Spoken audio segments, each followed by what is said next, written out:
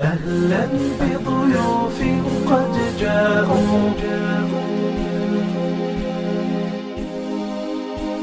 اجزهم الجنة يا باب.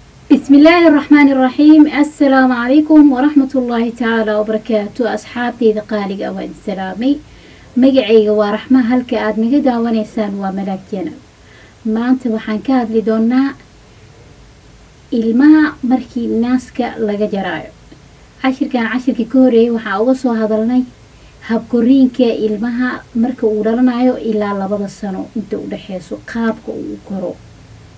naaska in laga jaro ilmaha maxaa loola jeedaa? waxaa laga wadaa in laga jaro naas nuujinta dabiiciga ahayd looguna bedelo cunto.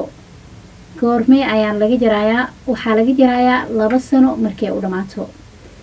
سيدة إله سبحانه وتعالى آيدا وكليه ووصينا الإنسان بوالديه حملته أمه وهنا على وهن وفصاله في عامين.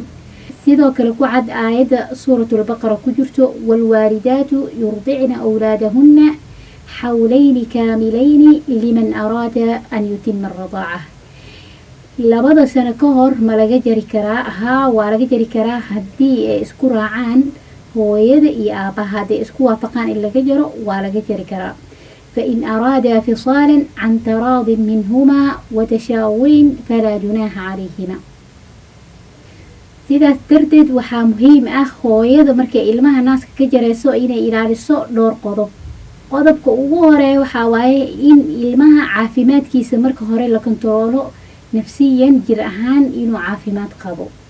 qodobka xiga waxaa waaye ilmaha inaanan hal mar naaska jaf laga siinin oo si tartiib ah looga jaro.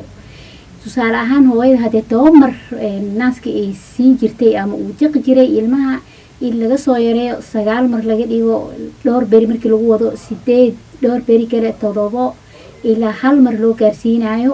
isla markaasna iyadoo cuntada lagu sii bilaabayo aanan laga badinaynin, cunto fududna la siinayo maadaama uusan hore cunto u cuni jirin, cunto uu markiiba la qabsan karo in la siiyo. qodobka kale oo muhiimka ah waxaa waaye naaska inaanan laga jarin 6 bil ee ugu horeyso.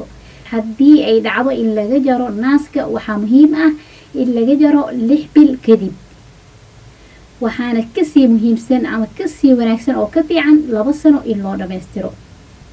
sidoo kale waxyaabaha hooyada ilaalinaysa waxaa ka mid ah naaska markii ilmaha laga jaraayo macnaheedu ma ahan in la jaraayo xiriirkii ka dhaxeeyay hooyada iyo caruurteeda. waxaa sii baaqi ahaanayo ama sii joogayo xanaankii iyo ricaayadii iyo waxyaabihii uu u baahnaa ilmaha. sidoo kale waxyaabaha hooyada ilaalinaysa waxaa ka mid ah in xaaladeeda nafsiyan ee degan tahay aysan qabin wax walwal ah ama dhibaato ah ama problem ah inuu uga imaado go-aankaas ay qaadanayso. iyada iyo xaajigeedana ay iskala soo tashteen ee iska warqabaan.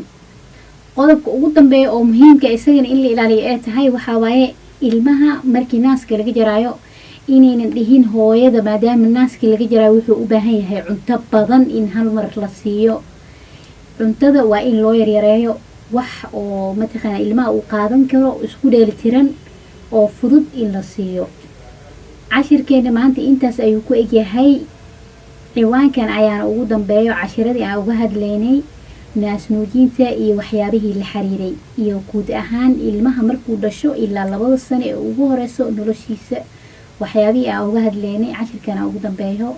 wassalaamu calaykum waraxmatullaahi tacaala wabarakaatuh.